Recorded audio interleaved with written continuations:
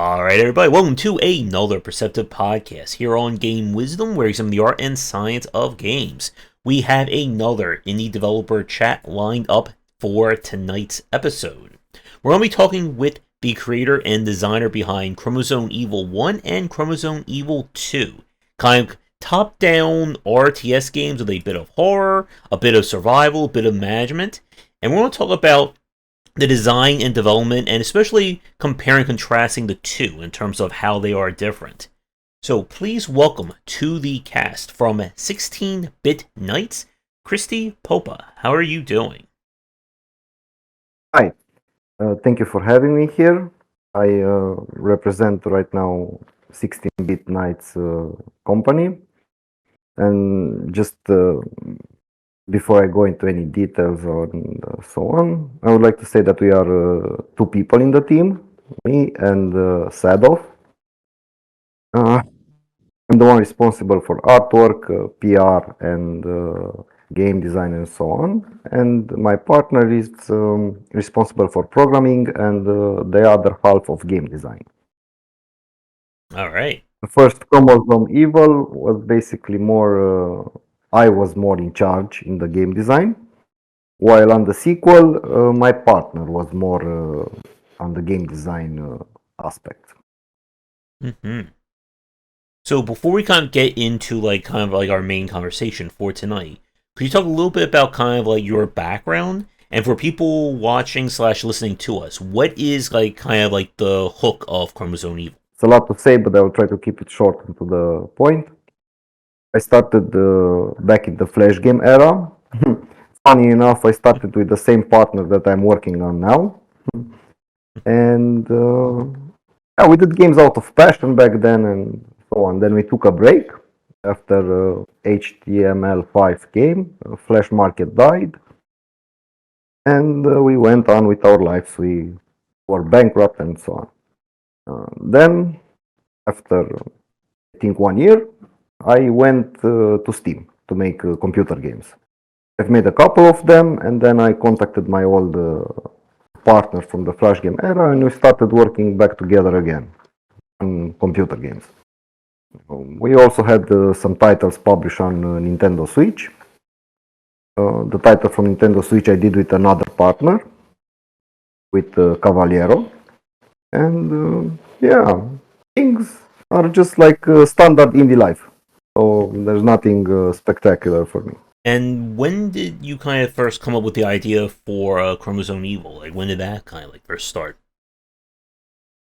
Oh, for example, I mean, the main point of Chromosome Evil was passion for the games that I enjoy to play, you know. And one of my favorite games, it's XCOM, but not the new one, the classic one, the old one.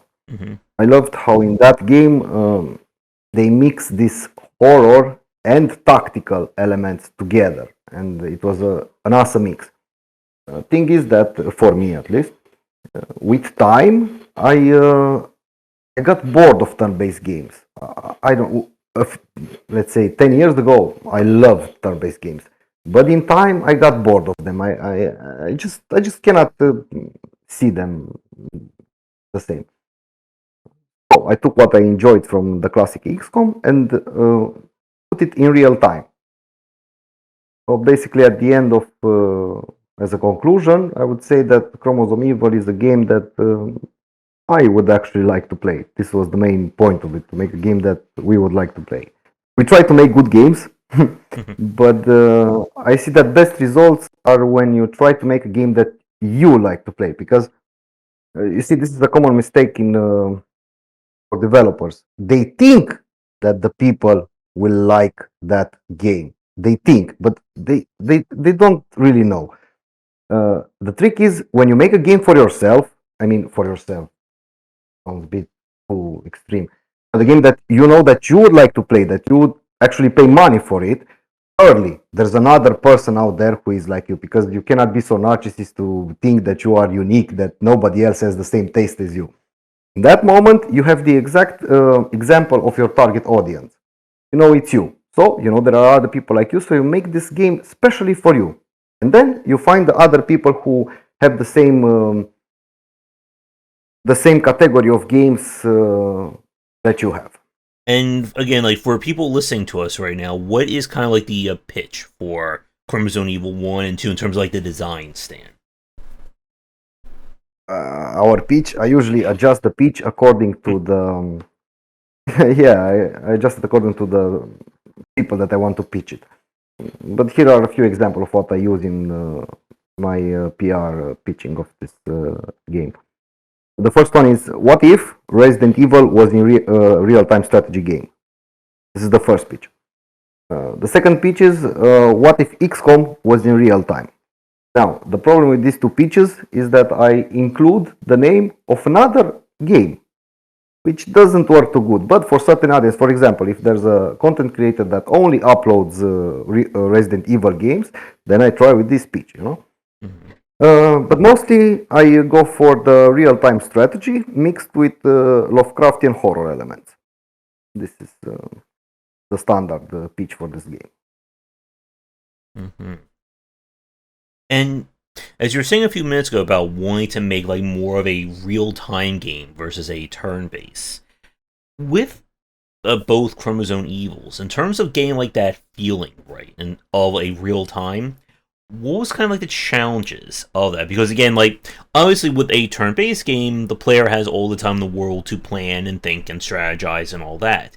How much did you kind of like want the player to, I guess, have to deal with at any given moment? Because that's always like one of the difficulties of real-time strategy, is when you're trying to manage unit construction with resource management, with unit moving, special moves, enemy moves.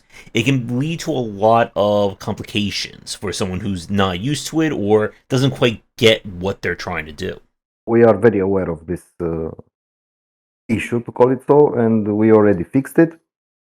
For example, the first thing that we did, the first and very first thing, we added an active pause mode. For example, you can pause the game at any time, issue the orders, assess the situation, assess the order again, and then hit execute, and it will play. So any player that likes turn-based can approach this game as well, because this active pause mode is basically sort of a lighter turn-based mode. This is the first thing. The second thing that we did is all the units in the game and everything in the game moves slowly. Not slowly like in Snail, but pretty slow. And why is this? We don't want this game to be a reflex game. Oh my god, I must move these troops here, I must move here. I don't want to stress the player with this thing. I don't like turn-based. I'm not into turn-based anymore, but I don't want to stress the game with real, StarCraft, it's more of, yes, it's tactics, but it's also reflex. Have you seen how fast those people from esports move? No, I don't want that. I want the player to relax and take his choices, take his tactical decision, and suffer the consequences. That's it. As you said, it is a major part of like trying to make these games more streamlined and kind of aim for like a larger market. And it's actually something I was just thinking about as I was writing my book on RTS games, with how we've seen a lot more games kind of push towards having like real time with pause or an active pause system. Because at some point, like as you said, like what is the focus of the game? Is it on super high APM? Is it, at high level StarCraft? If you're not perfectly microing 100 APM a minute, you're just kind of screwed. Or is it about trying to make those decisions, trying to figure out, okay, I want my guys to go over here. We need to collect these resources. We gotta stop these guys down here. And it kind of, I guess, as a question for you, like, from what I played of Chromosome Evil 1 and a little bit of the demo of Chromosome Evil 2 at the time of recording this, there's always this kind of, I don't want to say like a puzzle element, but there's, again, like this idea of, what is my goal for this map? Is it to collect all these resources? Am I just looking for one specific resource? And this, of course, is a different kind of strategy when we look at kind of traditional RTS, which, again, that is just, here's my big base of units, here's the enemy's big base of units, a left click over here, let them destroy it, bing, bang, boom, we're done. With trying to build, I guess, like, interesting decisions in both games, what was kind of like, both of your like thought processes on I guess, what did you want the player to be focusing on any given map? Well, this is one of our core pillars of the game where we put a lot of effort into. And we try to split for the game to have both macro management and micro management. I don't know if you noticed, but each of the game has the main core of explorable map where you send your strike team and so on, and the base management, convoy management. Now, in the convoy management, you deal with the resources, you deal with these choices. For example, you are low on ammunition. Sure, you will not send your troops to the hospital. You will find buildings of police station or army bases. You will send your troops there to recover more ammunition for your required resource. Those are the tactical choices. I mean, yes, it's strategic decisions, and you choose what squad to send, what equipment to to equip them with, and so on. And during the real-time aspect, you concentrate on the resources themselves. Hey, do you want to go explore more of the map, get more resources, or you need to loot only these bullets? You want to go further, for example, outside and loot some fuel from the abandoned cars, and or do you want to first establish a defense perimeter? Because in our game, you can also do that. You can barricade all the windows and buy more time for the troops to loot basically everything. The defense perimeter, it's something like a classic RTS where you can deploy mobile turrets, you can build barricades, you can build healing pods, and so on. Mm-hmm. And with the difference between kind of micro and the macro layer of the game, like we also look at a lot of these games in terms of having like a persistent layer, meta layer. Again, there's all kinds of terminologies for this kind of stuff. And one of the more challenging aspects of playing Chromosome Evil 1 and 2, and again, of games of this kind, again, is this idea of how do you keep going at the meta layer or the macro layer? Because you can have a really solid run on a map, but you just wasted all your bullets. And, 3 or 4 of your guys are now barely alive, or they may have been killed. And there's this idea, or there's always that issue of kind of the negative feedback loop of, okay, I start losing on one map, which now makes the next map harder, which makes the next map harder, and now, I'm basically screwed. And kind of like the recent XCOMs, I think, are a good example of that. If you're playing like either Enemy Unknown or XCOM 2 on like the higher difficulties, if you like lose or you barely win like the first 2 maps, you might as well just restart the whole damn campaign at that point. Because your whole team is just not going to have enough upgrades, you're not going to have enough to kind of survive that first terror event. And it's always that kind of difficulty when we talk about like the meta layer, in terms of, I guess, what is the safety net of the player? Can they afford to lose a map? Or is it just, okay, the second this map is over and I completely failed, the whole campaign's over at this point. Like, I cannot recoup, or I don't have anything or I don't have another card to play in order to keep going. And with like something like that, with both Chromosome Evils, what was kind of like your approach to, again, like having that kind of, you can win or lose the battle, but you still have to think about like the war at like that layer? Well, to put it all in one phrase, the game is fair but unforgiving.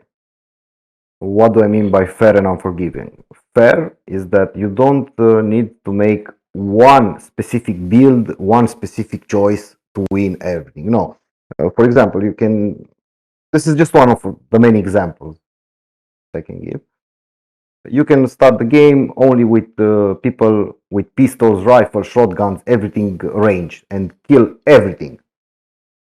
But in this case, maybe you have problems in establishing a defense perimeter. That's why you would need an engineer or engineer equipment. If you want to survive long term, you also need to have a medic in your team, or at least somebody who has a med kit, meaning that you sacrifice some of the range firepower. You can go, here is an example of combination. One melee soldier with shield and melee weapon, and behind him a medic that keeps buffs him and heals him. This way you would not lose ammunition. of course, you cannot deal with this build everything. You must combine a bit. But overall, we tested the map. Somebody who won the game with only melee soldiers. He didn't waste one freaking bullet. So, yeah, it is possible. Now, what do I mean by unforgiving? For example, if you go in certain map, it's best applied in Chromosome Evil 1 than in Chromosome Evil 2. Chromosome Evil 2, it's a bit forgiving in this method, but in Chromosome Evil 1, if you go on a map and you try to loot everything, you will die. Seriously. If you are greedy in this game, you will lose the game immediately. Chromosome Evil 1, you have your priorities, you go loot that thing. If you want additional, you can loot a bit additional, but if you try to loot everything, situation will become harder, more enemies come, more, and you will be out of the game. So the thing is, if you make the right choices, the game is fair. But if you make the wrong choices, the game is very unforgiving. Mm-hmm. And with your example, like kind of like the melee medic strategy, with both games, and again, just like with like these kinds of games in general, in terms of like balancing like different builds, different ways of playing, what was kind of the approach for that? Because that's another like very challenging point about these games in terms of, okay, if assault rifles just destroy everything, if the assault rifle's the best weapon in the game, someone will just say, well, every run I should just invest all in assault rifle. And if I don't get a good assault rifle, or I'm just not getting the ammo, then clearly the run is over, I should just give up. And this is something I was saying a lot about with like roguelike and roguelike design in terms of just having each build feel viable to the player. Because you said, fair but unforgiving is a very important aspect to get across to players. And it's something that I think a lot of games, or at least a lot of consumers, have trouble understanding. That if strategy A doesn't work, that doesn't mean your game is over and you should quit playing. You should go and try maybe strategy B. Maybe try this item instead of this weapon instead of that, and etc. Well, to give you an example, the rifles that you mentioned. Rifles are really OP, meaning they have a lot of damage, a lot of range. And in order to balance this, we added very little ammunition for the rifle, meaning you wouldn't find it scattered across the map. You would find it only in certain places. And the rifle, it's mostly recommended in boss fights. Yeah, we have bosses in a strategy game. But those bosses can also be won with other weapons. But the easiest way to deal with a boss is with a rifle. But again, they can be won with melee, they can be won with shotgun, and so on. The rifle, this is the main purpose of the rifle. You know, it's just like the system for the RTS, classic RTS, rock, scissor, paper, rock, scissor, paper. Mm-hmm. Yeah, and this is how we designed the entire game around. Each strategy is good at something, and it's acceptable at another thing, and bad at another thing. And just going with boss fights, that's another point I wanted to mention in terms of enemy designs. This is again like another major aspect of balancing in these games. If you like, I've seen some games where again you give the player a variety of builds, but then you say, okay, now we're going to do say map of nothing but range enemies or nothing but artillery enemies. So if you decide to go melee, tough. You're dead. Like you're just never going to win. And there's always that balance of how spiky you want to make an enemy or a specific boss. And again, with a game like this, with kind of like real-time strategy with the management and the metalator, what was kind of the approach to enemy designs and boss designs in it? I don't really. Can you be a bit more specific about this? Because what I mean is like, what was kind of the approach to building interesting enemies and interesting bosses that can still fit within the kind of systems you wanted for both games? We just made trial and error of things that we thought they would be fun. Some of them remained in the game. Some of them were cut out of the game. Mainly we choose, when we made design of the bosses, something that can be integrated within the game. For example, one of the bosses is actually a big creature that shoots lava from its mouth. this may look cool. He comes out of the train, he destroys the doors of the train, and when you approach him with melee, he bumps you with the hand. But in addition to this, you can destroy his hand. And basically, this boss is just a glorified turret. It's in a turret in the middle and some extra things around him. So it's only a matter of what are the limits of your imagination. Nothing more, nothing less. Mm-hmm. And another point that we didn't discuss yet, I want to kind of discuss with you, is kind of the progression of like how characters upgrade, how you give them new gear, and all that. What was the kind of like, I guess, decision making you wanted to put into both games in terms of how your characters get progressively more powerful without it kind of completely overwhelming, or basically saying, okay, once I have level 4 characters, the game is over. Again, like kind of like the XCOM issue where you're very weak until you're not, and then the game just kind of like breaks open at that point. Well, the progression of the characters. Now that you mentioned XCOM, in the first game we made, Chromosome Evil, the first Chromosome Evil, the system is very similar to the XCOM remake, meaning each character is unique. Mm-hmm. And all the equipment has a tree of upgrades. For example, you have a shotgun, and the first upgrade of the shotgun, you can choose to have more bullets or to make more damage. You can never have the perfect build, understand? Mm-hmm. So the player must always have a choice. Maybe this playthrough he will choose more bullets, maybe the other one will choose more damage, and so on. And by the end of the tree, he will have a totally appropriate custom shotgun done by himself. While in the sequel, we went for more of XCOM, the classic one, meaning that you can equip any character with any weapon. But the weapons are fully customizable, meaning you can put silencers, suppressors, scopes, and all that thing. The progression it's made similar as an XCOM, but with a bit of more customization to it. And like for the people who play the game, again, like as we were saying earlier, with I guess like getting the player to keep trying new things, keep playing the game. How was it like in terms of like feedback and with, I guess like if you lose a character, like I guess like, and to clarify for people watching and for myself, like in Chromosome Evil 2, if a character runs out of health on a map, are they dead? You know, Iron Man gone. See, they're never coming back. Oh, I think I. Well, yes, it's basically permadeath. So all the characters in the game are as unique as possible. For example, on the first game, we also went a level further, and we added saving game costs resources, which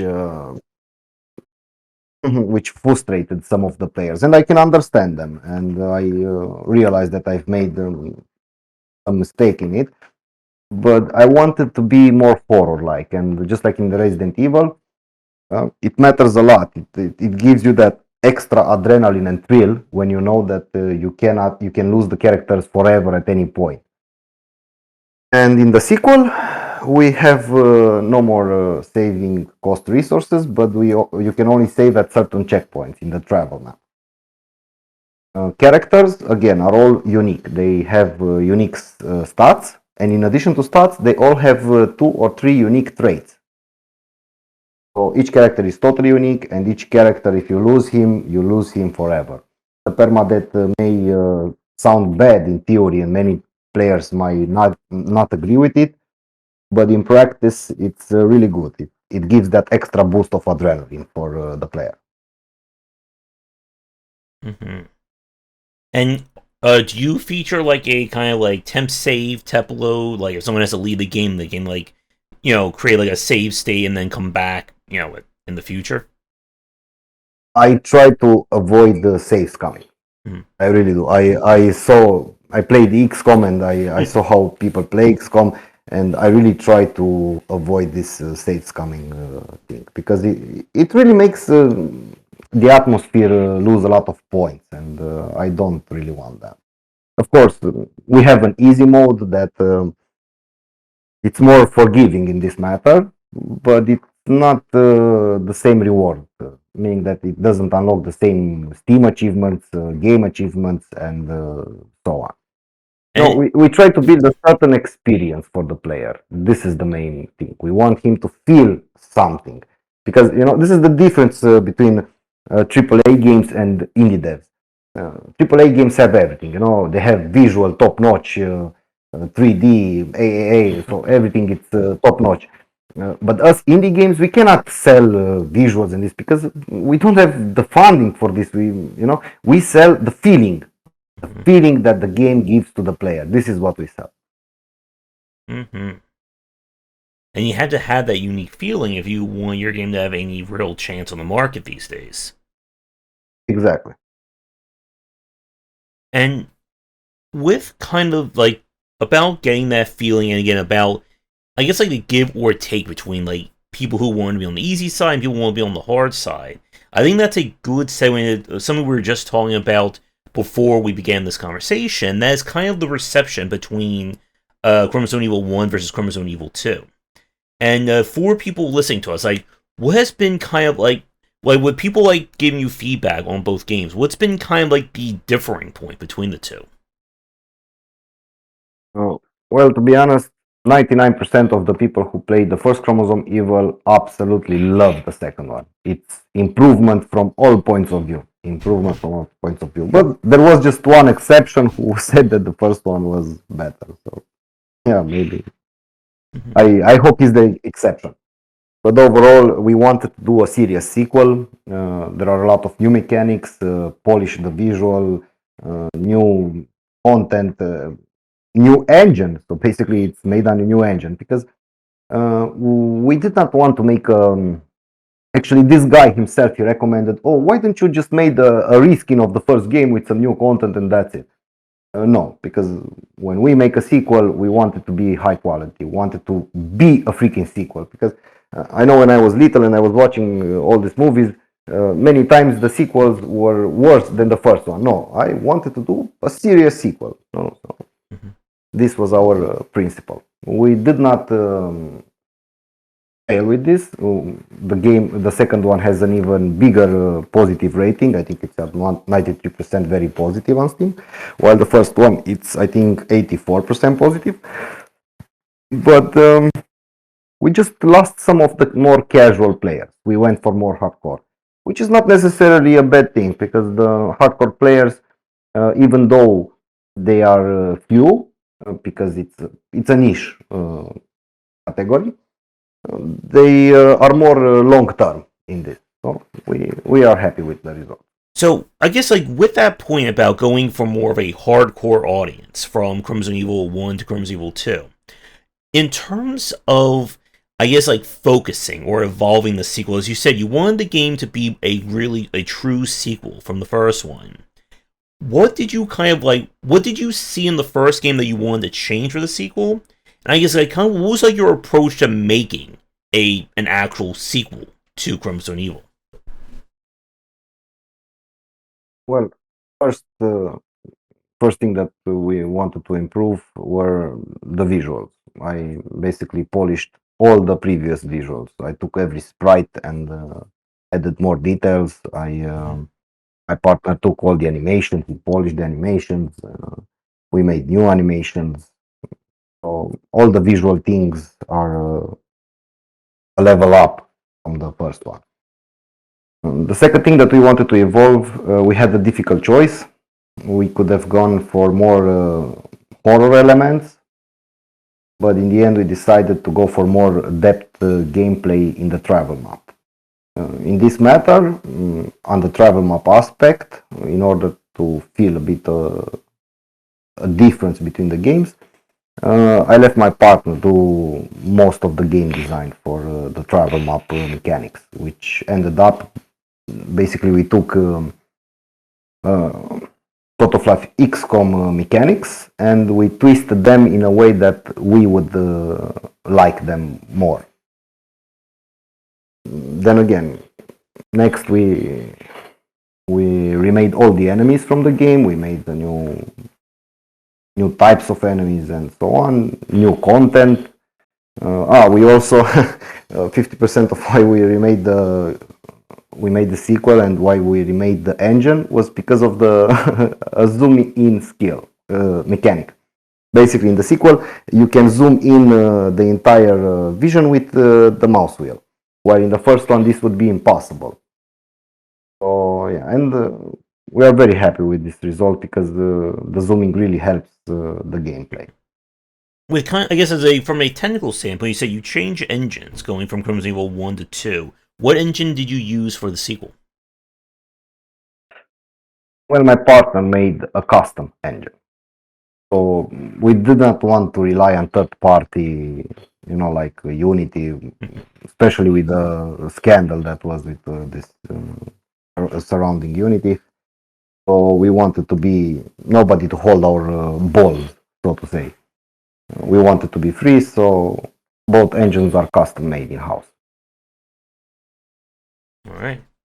And how did that, in terms of like building the game, work out for both of you in terms of creating a custom engine? Because again, like I've spoken to developers who worked on or create their own engines for games, and it's certainly an interesting challenge, but it can again have its own unique positives as well.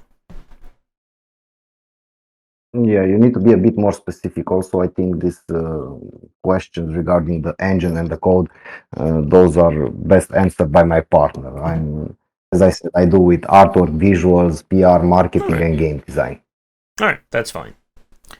I guess as another question then for you, with again like trying to approach things from more of a hardcore angle in Chromosome Evil 2, and going back to what we were saying earlier about being fair but unforgiving, how extreme did you want to make like the difficulty or the challenge in Chromosome Evil 2? Because again, this is another trap a lot of developers can fall into where they just go all in on kind of like the hardcore, super difficult end, and then it just becomes very much like a slog to play. It's the same answer as before. I wanted to be really challenging, fair, but unforgiving for tactical mistakes. Mm-hmm.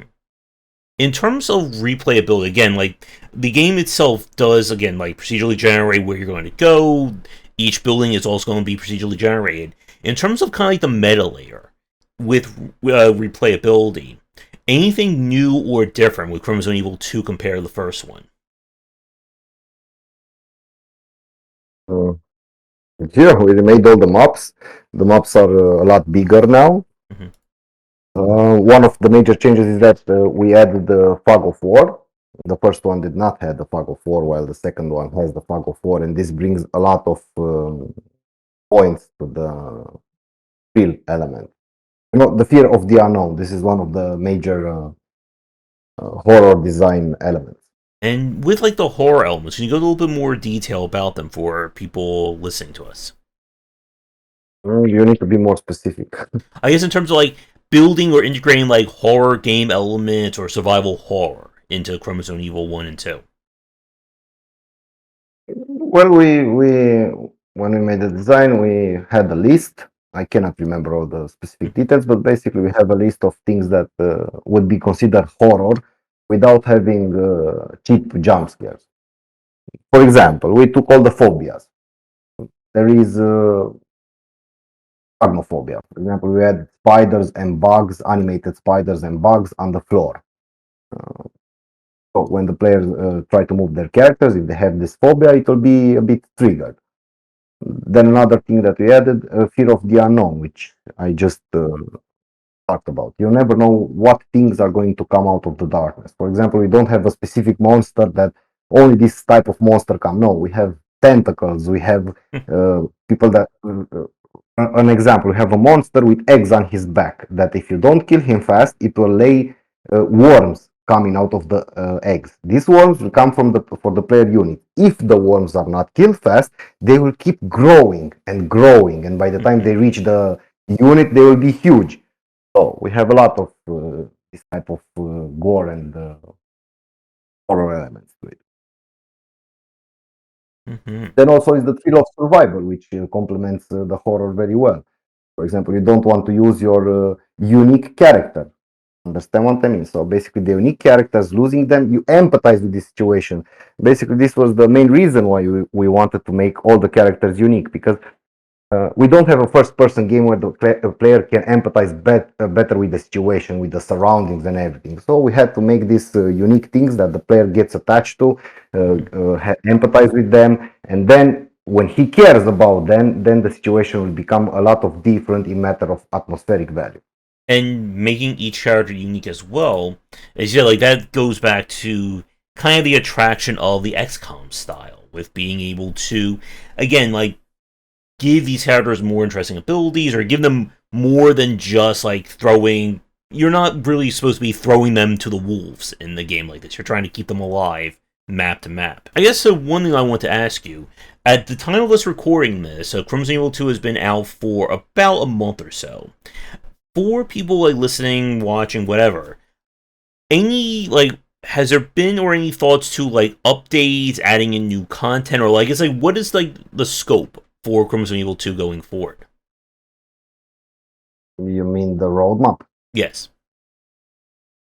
Well, since we released the game 2 weeks ago, and my partner updated the game, just like in the first one, we do serious support for the game after the release, meaning that the game was updated each day. Each day it was updated with small suggestion for player additions, balance adjustments, because we noticed that some guy played. I mean, many people played the game and found melee to be a lot of overpowered. So we did a lot of balance adjustments. We also did a lot of bug fixing and so on. In addition to this bug fixing, balance adjustments, and player suggestion adjustments, we also did a big content update, and we are very happy with our engagement. The players also more or less appreciate an active developer. We also engage with them, we talk to them, we have nothing to hide. And for the first game, we had this practice. We reached some critical milestone very fast, and we released a couple of DLCs for free, and only the optional DLCs, such as map editor and support the developer PDF, only those cost money, which are absolutely optional. And the one with extra content and this are absolutely free. We also released a free DLC with cheat modes, because we had some players complaining about. I mean, we had just this one case that some guy took some trainer from a third party and had some viruses, and so we decided to release an official cheat trainer for free. The first one, I think it was also released on GOG, and for the second one, we currently did not reach any milestone for extra content as in matter of DLC, but we still managed to release, I think 3 days ago, an extra patch with extra content, more maps and scenarios. Right. And for people watching us right now, any fans, do you have any teasers for like what your next project's going to be? No, right now I don't want. We are we are our funding. It's mostly for this year, so we must think very carefully what will be our next move. And I think with that, I'm just about out of questions. Any other like topics or points you want to discuss before we kind of wrap things up? No, I don't know if you have any questions. I can give you also numbers from the first game, from the second game. We are very transparent with all this thing. I don't know what else. All right. I guess as a point then, in terms of like completion, again, like when we talk about like strategy or very like kind of like strategic or tactical style games, they oftentimes have a lot of issue when it comes to player churn or people quitting before they finish or even get like really going in them. For like the player base of both games, like what's been kind of like, or have you noticed like people getting far in the game, or like how's like the audience like, I guess, making progress in that respect? Well, this is one of the aspects that I'm very happy with the results from both Chromosome Evil 1 and Chromosome Evil 2. Uh, we have this type of games that you either like it, either you don't. And the people who like it, the people who bought it and played it, they like it a lot. A lot meaning that they play it, and they replay it, and they replay it, and they replay it. So this is the good element. The replayability of our games is very, very high, and we are very happy with this result. Mm-hmm. And getting that replayability going again, that is oftentimes like very hard. I guess in terms of like player feedback or player response, I guess why, or like did they give any reason for why they wanted to keep replaying the game even if after they've had a win? Like what has been the kind of like the motivation? Well, plenty. First one, we have some random generated elements. We have map pools, and each time they play another map. This is the first one. The second one, the endings. We have multiple endings. And I'm not talking about here just, you reach the end, the last mission, and at the end you just choose. You want the right and you want the left. No, we have serious different endings, meaning with scenarios, with paths. The game becomes totally different after half of it. You choose, for example, you want to go into the desert or you want to go into the forest.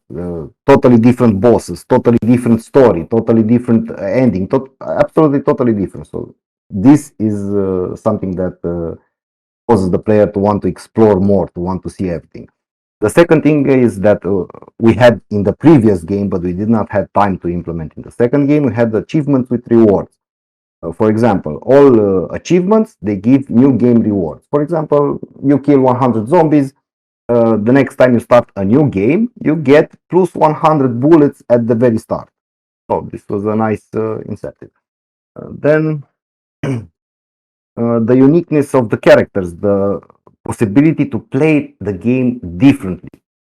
Oh, as I said on some of your previous question, you can play with solely only a melee or just with range characters, or you can make different combinations of them, which is highly recommended. Mm-hmm. And giving like the player again like very different beginnings to these games, again having a lot of variance is one of the things as we're doing this podcast, I'm about to post a video about kind of roguelike design and variance in it. And that is oftentimes something that's it's either very easy or very hard, I find, for designers to build like a roguelike experience around it. And with both Chromosome games, with like kind of the replayability or the variance that can come from it, what was kind of like, I guess, like how random did you want a run to feel? Because again, we've seen games go on to either extreme in terms of being too linear or too random in terms of how a playthrough can go. Well, there's a limit to that, of Mm-hmm. course. We did not want to be random as in chaotic. We wanted to be random as in fresh experience. Um, Here's another example. In Chromosome Evil 2, at the beginning of the game, one of the choices, it's, hey, you have some more time. Do you want to take your squad to the ammunition depot? Where's more ammunition? Or you want to move your squad in the kitchen where you can loot more food? Understand? So whatever player chooses, he will go to that location, he will loot it, and then he will move on. But he wouldn't see the other one. So when he starts a new game, maybe he will choose to go to see the kitchen, not the ammunition anymore.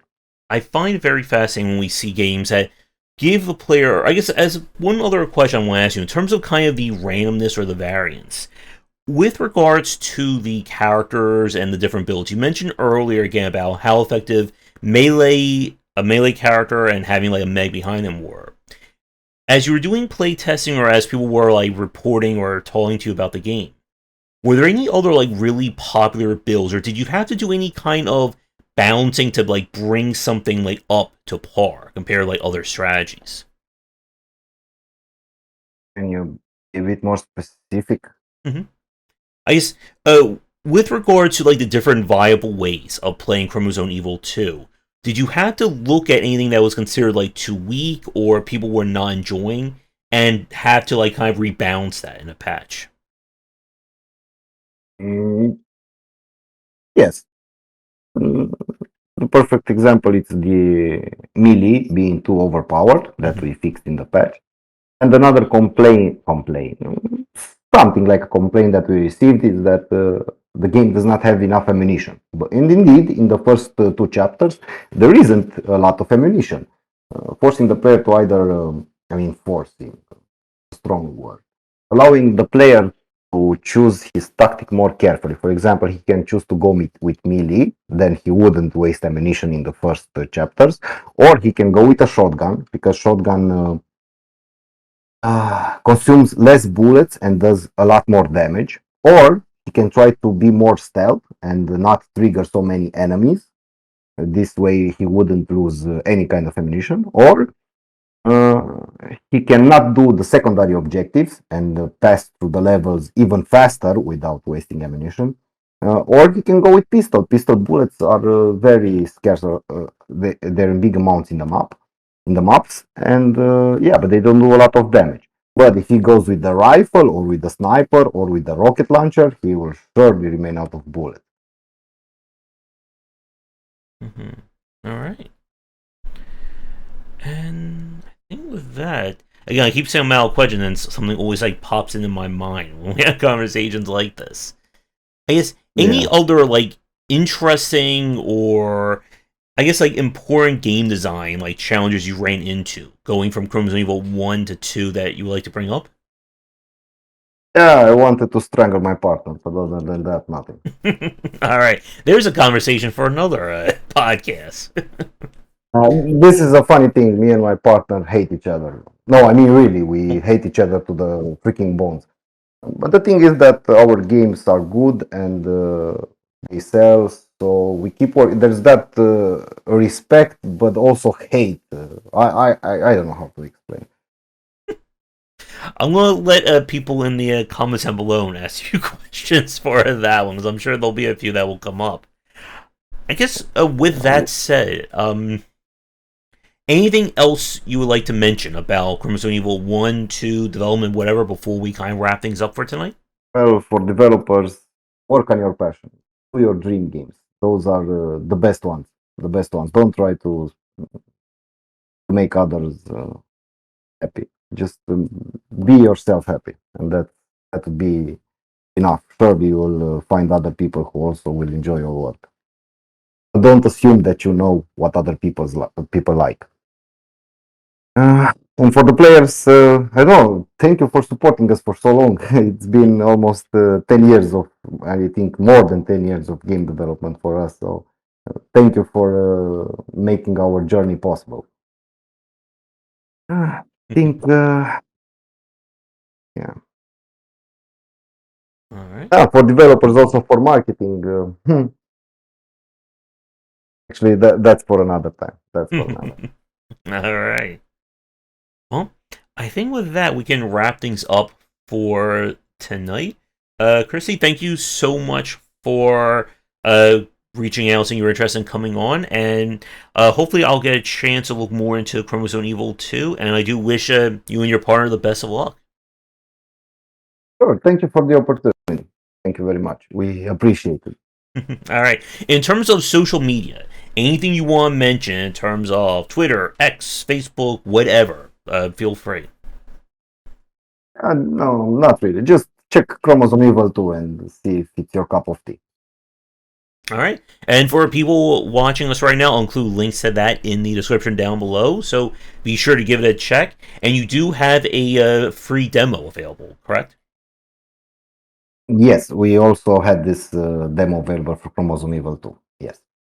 I think we are going to leave it permanent. All right. So, with that said, everyone, we're going to wrap things up for today's episode. Again, you'll find links to Chromosome Evil 2 down below, so be sure to check that out. If you are a developer watching this and would like to come on and talk about your games or game dev in general, please get in touch. I'm always looking for guests for these series. Do the YouTubing stuff, check out the Discord and Patreon, as support will go towards getting more daily streaming. And Cristi, again, thank you so much for coming on. And if you do have something to announce in the future, definitely reach back out. I'll be happy to have you back on. Thank you. Thank you very much. All right. So with that said, everyone, come back for daily discussions on game design here and on Game Wisdom, where you examine the art and science of games. Until our next chat, have a great night.